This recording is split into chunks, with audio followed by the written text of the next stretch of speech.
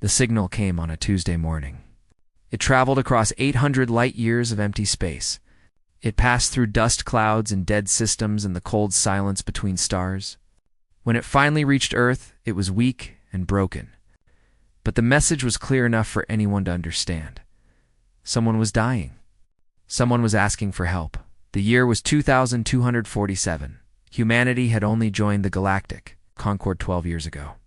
The Concord was an alliance of 43 alien species who had been traveling the stars for thousands of years. They had rules. They had traditions. They had a way of doing things that had worked for a very long time. Humans were the new ones. The young ones. The species that other races looked at with polite smiles and quiet doubts. Earth had a fleet of 200 ships.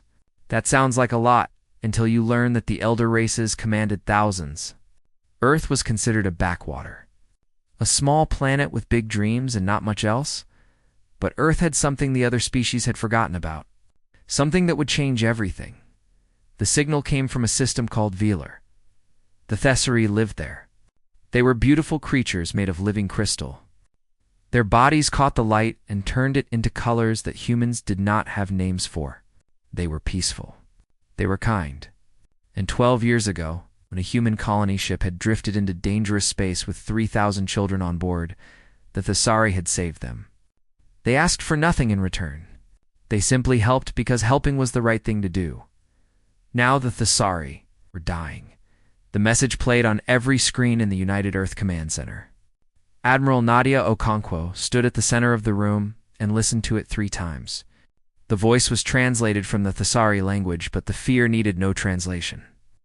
This is Elder Sithuri of Thessauri Prime. The Hollow has come. Our defenses have fallen. Our cities burn. We have sent messages to every member of the Concord. No one has answered. If anyone can hear this, please. We do not want to die alone. The room was silent. Every officer knew what the Hollow was. Every child in the galaxy grew up hearing stories about it. The Hollow was a machine collective. It moved from system to system like a swarm of metal locusts. It did not negotiate. It did not stop. It consumed everything in its path and used the remains to build more of itself. 17 civilizations had tried to fight the Hollow. 17 civilizations no longer existed. Admiral Okonkwo was 54 years old. She had gray in her hair and scars on her hands from battles fought long ago. She had a daughter on Mars and a son serving on a patrol ship near Jupiter. She thought about them as she listened to the message. She thought about what kind of galaxy she wanted them to live in. "Get me a connection to the Concord High Council," she said. The connection took 20 minutes to establish. When the holographic image of Ambassador Urath appeared, Okonkwo felt her jaw tighten. Urath was a Velanthi. He had 4 eyes and skin the color of old copper. He had been a diplomat for 300 years. He spoke with the calm voice of someone who had seen many species rise and fall. "Admiral Okonkwo, we expected your call. You have heard the Thessauri signal?" "I have." "What is the Concord doing about it?" Urath folded his long fingers together. "The Concord has voted. The decision was unanimous. We will establish a quarantine perimeter around the Velar system. No ships will enter. No ships will leave. The Hollow must be contained." "Contained," Okonkwo repeated. "You mean you are going to let them die?" "I mean we are going to prevent the Hollow from spreading to other systems. This is the protocol. It has been the protocol for 6,000 years. It is not pleasant, but it is necessary. The Thessauri are calling for help. We mourn for them. Truly, we do. But intervention is suicide. The Hollow cannot be defeated. History has proven this. Sending ships to Velar would only add more fuel to the fire. More metal for the machines to consume. More death for no purpose." Urath leaned forward slightly. "Your fleet is small, Admiral. Your species is young. I understand that you feel the need to act, but acting now would be the end of humanity. Is that what you want?" Okonkwo looked at the alien ambassador for a long moment. She thought about the Thessauri ship that had appeared out of nowhere to save those human children. She thought about the crystal captain who had refused payment, who had simply said that children should not die in the dark between stars. The Thessari saved our people, she said. 3,000 children are alive today because of them. We owe them a debt. Debts are for the living, Ureth replied. The Thessari are already dead. They simply do not know it yet.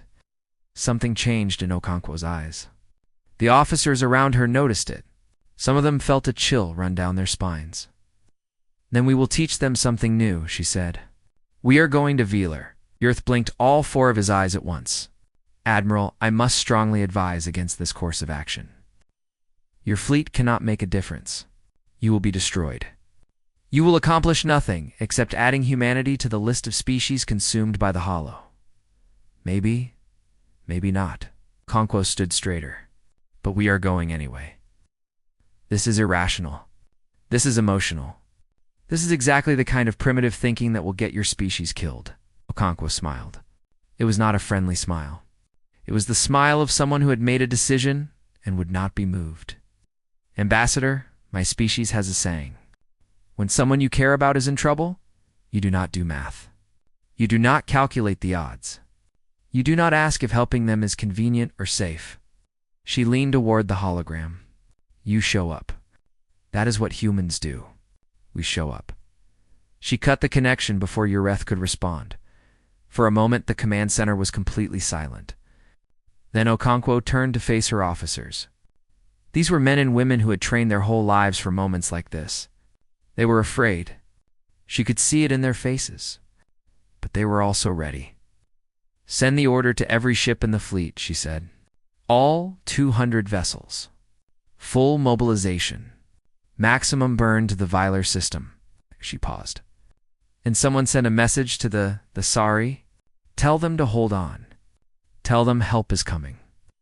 The orders went out within the hour. Across Earth and its colonies, ships powered up their engines. Crews said goodbye to their families. Soldiers wrote letters that they hoped would never need to be sent. 6 hours later, the entire human fleet left the solar system. 200 ships, burning bright against the darkness, heading toward a battle that every other species in the galaxy had already declared hopeless. The Concord watched them go. Ambassador Ureth recorded the moment for the historical archives. He added a note that he believed would be proven true within days. The humans have chosen extinction. Let their fate serve as a lesson to other young species. Courage without wisdom is merely a faster path to death. Was wrong. But he did not know that yet. No one did. The Galactic Concord did not send ships to help. But they did send probes. Hundreds of tiny cameras hidden in the darkness of space. They wanted to watch humanity die. They wanted to record it for their history books. They wanted to show future generations what happens when a young species ignores the wisdom of their elders. What they recorded instead would be studied for centuries. The human fleet traveled for 9 days. 9 days of cold space and quiet tension. The crews trained. They checked their weapons. They wrote messages to loved ones and saved them in the ship computers. Some prayed. Some played cards. Some sat alone and stared at the stars rushing past. Admiral Okonkwo spent those 9 days planning. She studied everything the Concord had ever recorded about the Hollow. She watched footage of battles that ended in fire and silence. She read reports written by species that no longer existed. And slowly, she began to see something that the other races had missed. The Hollow was smart. It learned from every battle. It adapted to every tactic. But it learned in a very specific way. It looked for patterns. It studied how enemy fleets moved and then predicted what they would do next. Every species the Hollow had fought used formations. They used ranks and lines and careful strategies, passed down through generations. Hollow had learned to beat all of them, so Okonkwo decided that humanity would not fight like everyone else. On the morning of the 10th day, the fleet dropped out of faster-than-light travel at the edge of the Velar system. The Hollow was waiting for them. Thousands of machine ships filled the space between the human fleet and the Sari Prime. They were black and angular, like insects made of metal. They moved in perfect formation, each ship knowing exactly where the others were. The Hollow scanned the human fleet. It counted 200 ships. It calculated the threat level as minimal. It sent a standard message on all frequencies. You have entered a consumption zone. Resistance will result in termination. Surrender your ships, and your termination will be efficient. Admiral Okonkwo opened a channel to her entire fleet. Her voice was calm and steady. All ships. Execute Protocol Crazy Ivan. I repeat, Crazy Ivan. Good hunting. The Concord observers did not know what Protocol Crazy Ivan meant. They watched with confusion as the human fleet suddenly broke apart. Ships scattered in every direction. There were no formations. There was no order. 200 vessels became 200 individual hunters, each one moving on its own path. The Hollow tried to predict their movements. It failed. Human pilots did not fly like other species. They did not follow the safe paths or the logical routes. Lieutenant Commander Yuki Tanaka flew her small interceptor straight into an asteroid field that the Hollow had calculated as impassable. The machines did not follow her. Their programming told them that flying through the field would result in destruction. Tanaka flew through it anyway. Her grandmother had been a sailor on the oceans of old Earth. She had taught Tanaka how to read the waves, how to feel the rhythm of chaos and find the calm spaces within it. Tanaka used those same instincts now. She dodged rocks the size of buildings. She spun through gaps that should have been too small. And she emerged behind the Hollow's command cluster with a clear shot at their communication array. She fired everything she had. Across the battlefield, similar stories unfolded. Human ships appeared from impossible angles. They hid in radiation clouds that should have fried their systems. They used dead ships as cover, pretending to be debris until the enemy passed close enough to strike. The Hollow tried to jam their communications. It had done this to every species it had ever fought. Without communications, fleets fell into chaos. Ships crashed into each other. Coordination collapsed, but the humans had planned for this. When their radios went silent, they switched to backup systems. Some ships used light signals, flashing messages, and old codes that humans had used for centuries. Others used music. A destroyer called the Jakarta started playing an old Earth song over its external speakers. The other human ships recognized the rhythm. They had trained for this. Each beat of the song meant a different command. Each change in tempo signaled a new maneuver. The Hollow's translation systems analyzed the song. They concluded that it was meaningless. Random noise? Entertainment for primitive minds? They were wrong. The human fleet moved as one, guided by nothing but drums and guitars and a singer who had died 200 years ago. They hit the Hollow's left flank in a wave that the machines had not predicted. 37 Hollow ships exploded in the first 3 minutes. It was the largest single loss the Hollow had suffered in over 1,000 years. Commander David Chen led a squadron of 12 fighters through the heart of the machine formation. His ship was old. His weapons were weak compared to what the Hollow carried. But Chen had something the machines did not understand. He was angry. His sister had married a Dasari merchant 10 years ago. They lived on the Sari Prime with their 2 children. Children who were half human and half crystal. Children who called him Uncle David and sent him drawings of stars and flowers. Chen did not know if they were still alive, but he was going to find out. His squadron cut through the Hollow like a knife. They did not fight to survive. They fought to win. When Chen's weapons ran dry, he rammed his ship into a Hollow cruiser twice his size. The explosion took out 3 more enemy vessels. Chen ejected at the last second. His escape pod tumbled through the battle as his squadron mates fought to reach him. The Hollow analyzed this behavior. It did not make sense. Chen had destroyed his own ship. He had nearly killed himself. For what? To eliminate 3 enemy vessels? The math did not add up. The sacrifice was not logical. But that was the thing about humans. They did not always do the logical thing. They did the right thing, even when it cost them everything. The battle raged for 6 hours. The human fleet lost 41 ships. Thousands of lives. Families back on Earth would receive messages that began with the words, "We regret to inform you." But the Hollow lost 112 vessels. Its coordination was damaged. Its predictions were failing. For the first time in 10,000 years, The machines faced an enemy they could not understand. Admiral Okonkwo looked at the tactical display on her damaged bridge. Smoke filled the air. Half her crew was injured, but they had done the impossible. They had reached the Sari Prime. "All ships," she said into her communicator, "form a defensive perimeter around the planet. No machine gets through. We hold until the Thessari can evacuate." Across the galaxy, the Concord observers watched in stunned silence. Ambassador Urath stood before his council with no words to offer. His prediction of quick human extinction had been wrong. Everything he knew about warfare had been wrong. One of his aides spoke quietly. "Ambassador, how are they doing this? Their ships are weaker. Their numbers are smaller. How are they winning?" Urath thought for a long moment. When he finally answered, his voice was troubled. I do not know. But I think we have made a terrible mistake by underestimating them." Below, on the surface of the Sari Prime, the crystal beings saw human ships filling their sky. They saw the fires of battle and the flashes of explosions, and for the first time in weeks, they felt something they had forgotten. Hope, the first human shuttle, landed on the Sari Prime at sunset. The sky was orange and red, filled with smoke from burning cities, and the distant flashes of battle above. Elder Sathuri stood in the ruins of the council hall and watched the small ship descend. The crystal leader had lived for 400 years. In all that time, Sathari had never seen anything like this. The shuttle doors opened.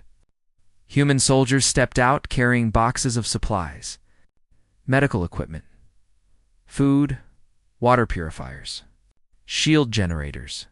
Behind them came doctors and engineers. Already shouting orders and setting up emergency stations, Sathuri walked toward them slowly.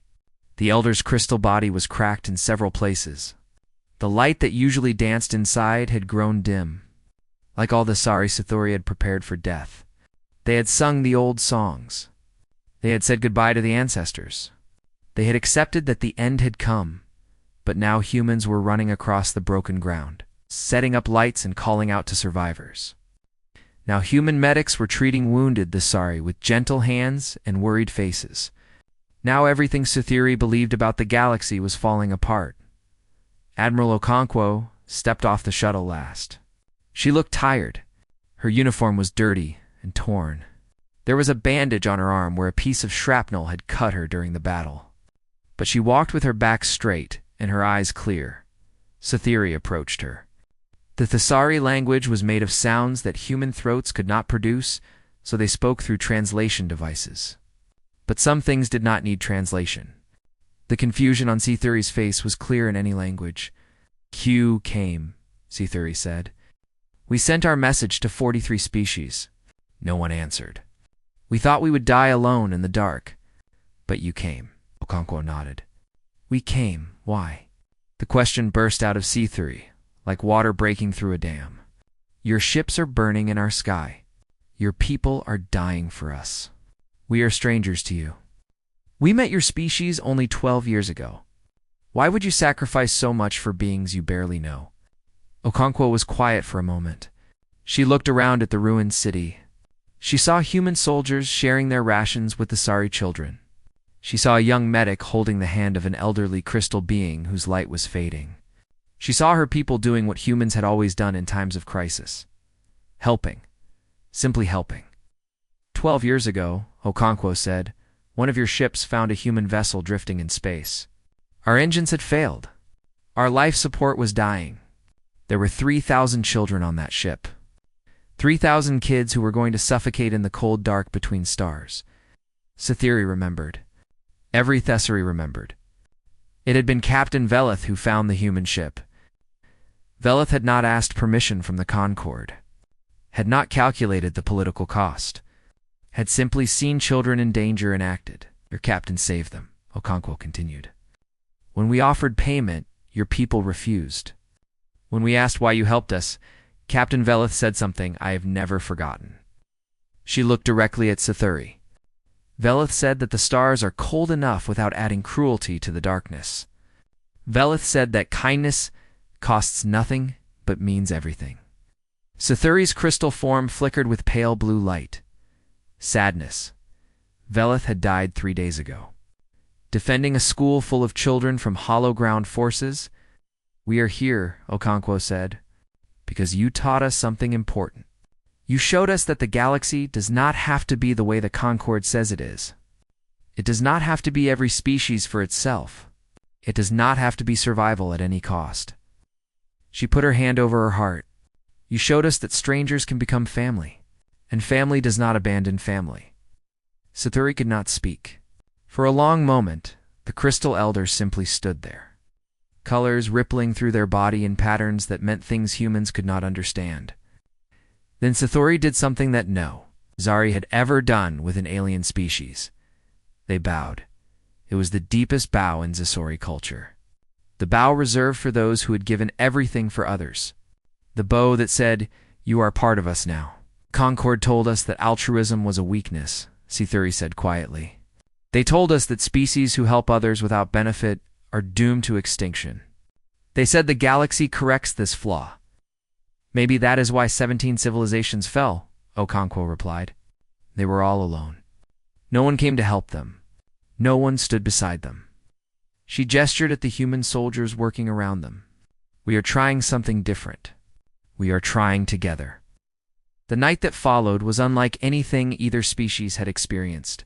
Human engineers worked beside the Thesari technicians to repair damaged shield generators. The Thesari used crystal-based technology that humans had never seen before. It should have been impossible to combine with human systems. The science did not make sense.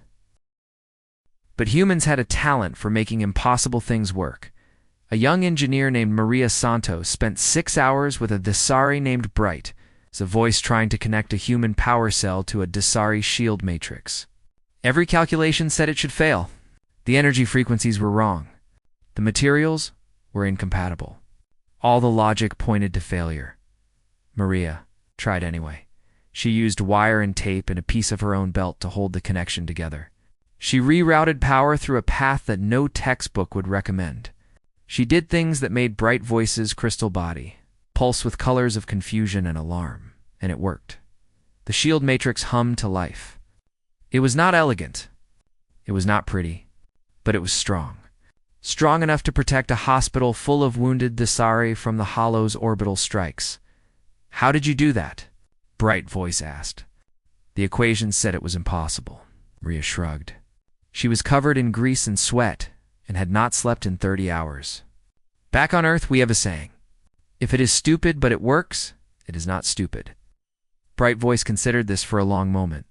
I think I need to learn more human sayings. Stories like this happened all across the Zari Prime that night. Humans and Thesari working side by side. Sharing food. Sharing medicine. Sharing hope. Two species who had been strangers 12 years ago, now fighting together as if they had been allies for centuries. The Hollow watched from orbit. It analyzed the data. It saw the humans strengthening the Zari defenses. It saw the two species combining their technologies in ways that should not function. It calculated the threat level and found something disturbing. The threat level was rising. The Hollow consumed 17 civilizations. Each one had been alone. Each one had been predictable.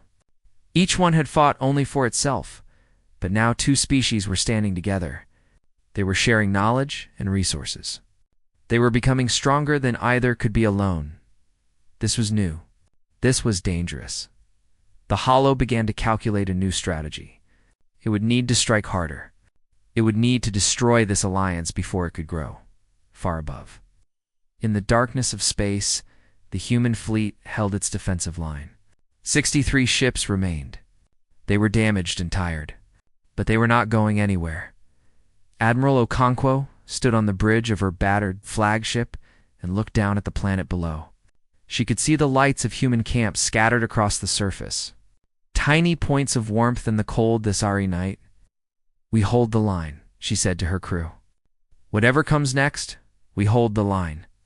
Below, Elder Sathuri stood among their people and watched the human lights flicker in the darkness. For the first time in weeks, the Thesari began to sing. Not the death songs. Not the farewell harmonies. They sang songs of hope. Songs of tomorrow. Songs that said maybe, just maybe, They were going to survive this after all, and in the space between stars. The Hollow prepared for the largest assault it had launched in 1,000 years. The machines had decided that this strange alliance needed to be destroyed. The real battle was about to begin. The Hollow had been killing civilizations for 10,000 years. It had consumed species that built cities in the clouds. It had destroyed empires that stretched across 100 star systems. It had faced every weapon and every strategy that organic life could create. It had never lost. The Machine Collective did not feel anger or pride or fear. It only calculated. It processed data and made decisions based on logic. And right now, its logic was telling it something strange.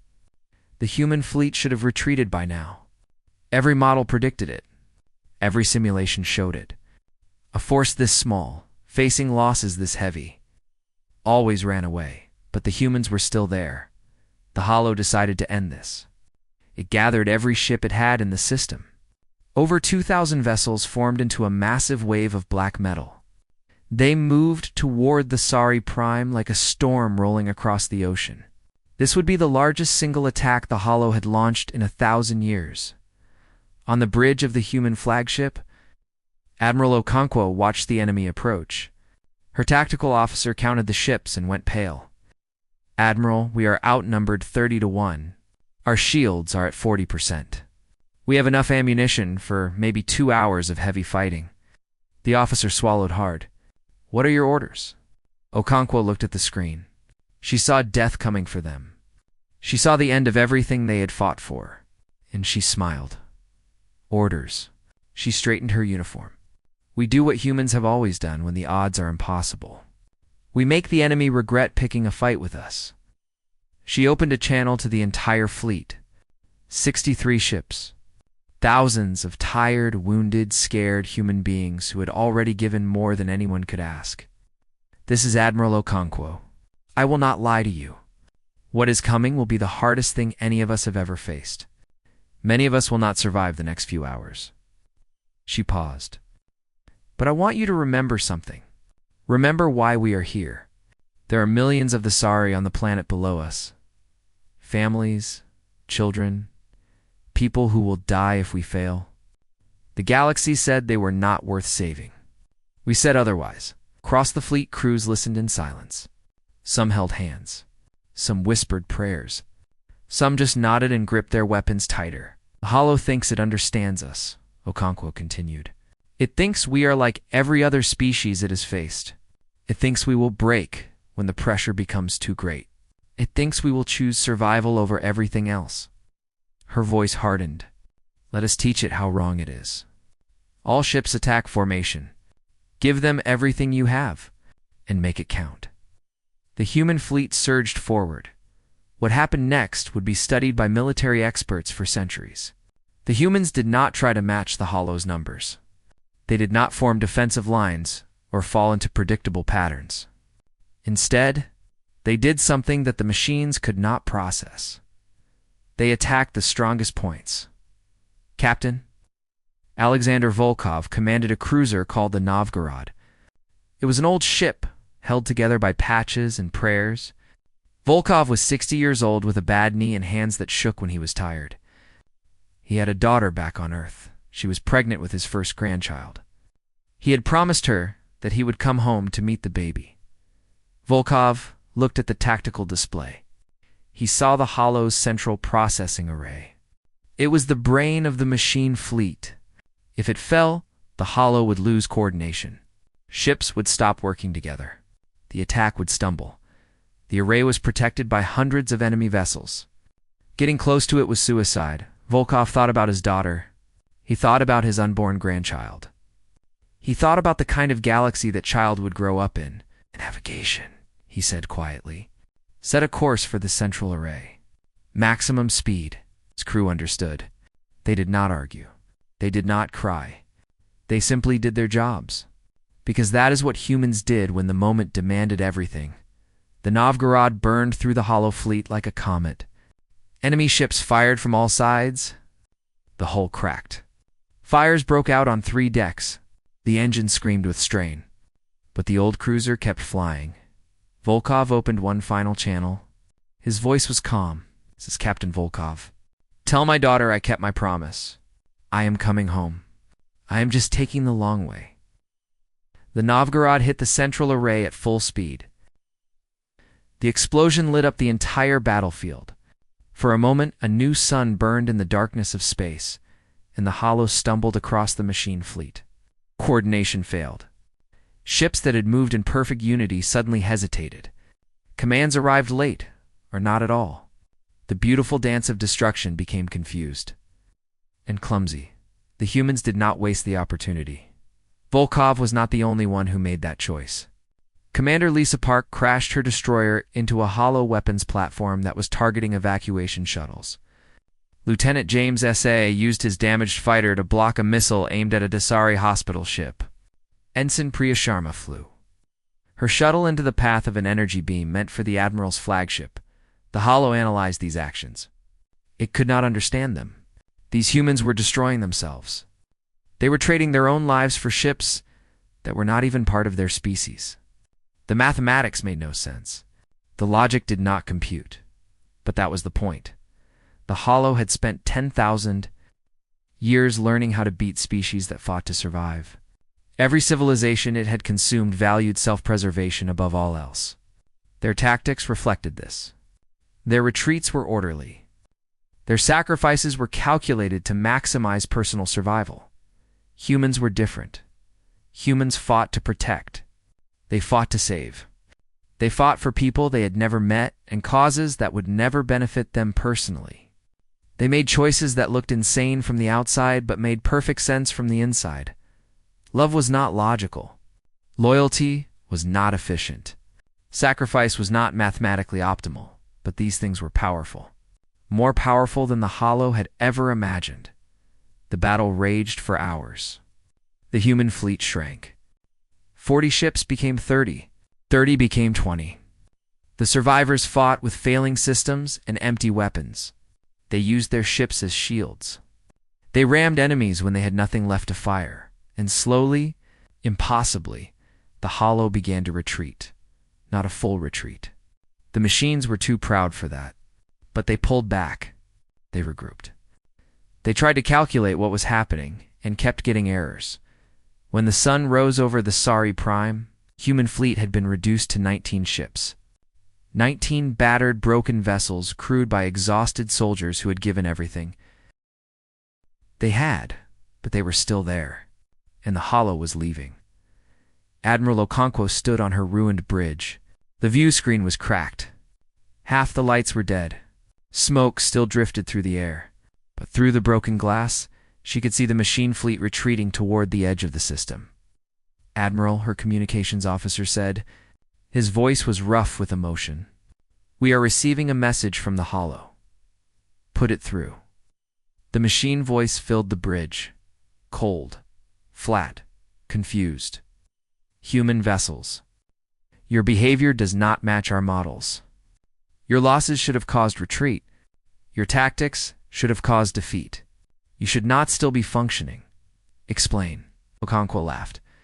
It was a tired laugh, full of grief for the friends she had lost. But it was also a laugh of victory. You want an explanation? She looked at the stars where so many good people had died. We are human. We do not leave people behind. We do not abandon those who need us. We do not calculate the cost of doing what is right. She straightened her shoulders one final time. We never, ever give up. Now get out of this system before we teach you another lesson. The Hollow did not respond. But within the hour, its remaining ships jumped away, for the first time in 10,000 years. The Hollow had been driven from a system it had targeted, and the galaxy would never be the same. The battle was over. The Hollow was gone, and the galaxy was watching. Ambassador Urath arrived at the Sari Prime 3 days after the last machine ship fled the system. He came with a convoy of Concord observation vessels, ships that had watched the entire battle from a safe distance, ships that had recorded every sacrifice and every impossible victory. Urath had been a diplomat for 300 years. He had seen empires rise and fall. He had negotiated treaties that shaped the destiny of entire species. He thought he understood how the galaxy worked. He was wrong. The ambassador walked through the ruins of the Thessary capital. Human soldiers and the Sari workers moved around him, clearing debris and rebuilding what had been destroyed. He saw a human medic teaching a Thessari healer how to treat burns. He saw a Thessari engineer showing a human technician how to grow crystal structures for building walls. He saw two species working together as if they had been friends for centuries instead of strangers for 12 years. He found Admiral Okonkwo standing near the remains of the council hall. She was watching her people work. Her arm was still in a sling. Her face was tired and lined with grief. She had lost so many friends in the battle. So many good people who would never go home, but she was still standing, still working, still fighting for a tomorrow she might not live to see. Admiral Ureth said as he approached. I have come to... He stopped. For the first time in 300 years, the great diplomat did not know what to say. Okonkwo looked at him. There was no anger in her eyes. No triumph. Just the quiet exhaustion of someone who had done what needed to be done. You came to watch us die, she said simply. Your probes recorded everything. You wanted footage for your history books? A lesson about what happens to species that ignore the wisdom of the Concord. Ureth could not deny it. He lowered his 4 eyes in shame. Yes, that is why we came. We expected to document your extinction. He looked around at the rebuilding efforts. At the human and Thessary flags flying side by side. At the children playing in the streets for the first time in weeks. We were wrong. About everything. Yes, Okonkwo agreed. You were. They stood in silence for a long moment. Around them, life continued. A human soldier laughed at something a Thessary child said. A repair drone hummed past carrying building materials. Somewhere in the distance, someone was playing music. The Concord has voted, Ureth finally said. Your species classification has been changed. You are no longer listed as a primitive emerging species. He straightened his formal robes. You have been moved to a new category. One that we created specifically for humanity. And what category is that? Ureth met her eyes. Species of exceptional solidarity. It means that any member of the Concord who threatens Earth or its allies will face the combined response of every other member race. He paused. It also means that your voice now carries weight in our council. Real weight. When humanity speaks, the Concord will listen. Concord? Nodded slowly. It was not nothing. But it was not everything either. The 17 species the Hollow destroyed before us? She asked. The ones who called for help and received only silence? What category are they in? Ureth flinched. The question cut deep because it was meant to. They are remembered, he said quietly. They are mourned. But they cannot be saved. Not anymore. No, they cannot. Okonkwo turned back to watch the rebuilding. But maybe the next species can. Maybe when the next SOS signal reaches the Concord, someone will actually answer it. Maybe they will remember what happened here and choose differently. Ureth was quiet for a long time. When he spoke again, his voice was different, softer, more honest than a diplomat's voice should be. Admiral, may I ask you something? Something personal? You may ask. I may not answer. Why did you really come here? You lost over 4,000 people. Nearly your entire fleet? You knew the odds before you left Earth? You knew most of you would die. His 4 eyes searched her face for understanding. What makes a species sacrifice so much for strangers? Okonkwo thought about the question. She thought about Captain Volkov and his unborn grandchild. She thought about Commander Chen and his crystal nieces and nephews. She thought about every soldier who had kissed their families goodbye, knowing they might never come back. There is a story we tell our children, she said finally. It is very old. Thousands of years old. It says that once a traveler was beaten and left to die on a road. Many people passed by. Important people. Powerful people. They all had reasons not to stop. They all had somewhere else to be. Ureth listened carefully. But then a stranger came. Someone from a different land. Someone with no obligation to help. And this stranger stopped. Bandaged the wounds. Carried the traveler to safety. Paid for his care. Okonkwo looked at the alien ambassador. When we ask our children what the lesson is, they always give the same answer. The lesson is that everyone is your neighbor. Everyone deserves help. Everyone matters, even strangers from other stars. Especially strangers from other stars. Okonkwo smiled slightly. The universe is very big, Ambassador, and it is very dark. We are all travelers on the same road, and the only thing that makes the journey bearable is knowing that when we fall, someone might stop to help us up. Yurith considered this for a long moment. Then he did something he had never done in 300 years of diplomacy. He set aside his formal posture. He stopped being an ambassador and simply became a person. I think he said slowly that the Concord has much to learn from humanity. Not about war, not about tactics, but about ... this. He gestured at the humans and the Sari working together, about what it means to truly be part of something larger than yourself. You could start by answering the next SOS, Okonkwo suggested. Yes, perhaps we could. That evening, Elder Sithori gathered the surviving Nasari for a ceremony. It was held in the largest open space in the capital, under stars that were finally free of enemy ships. Thousands of crystal beings stood in circles of light, and among them, scattered like seeds in a garden, stood the remaining human soldiers. Sithori's voice rang out across the gathering, translated for all to hear. Today, we honor those who answered our call. Today, we remember those who gave their lives for people they had never met. Today, we sing a new song, a song that will be passed down through generations, a song that will never be forgotten. The Sari began to sing. It was a harmony unlike anything humans had ever heard. Crystal voices blending into something that was part music and part light and part pure emotion. The song had no direct translation, but its meaning was clear. When the darkness came and the galaxy looked away, one small world answered.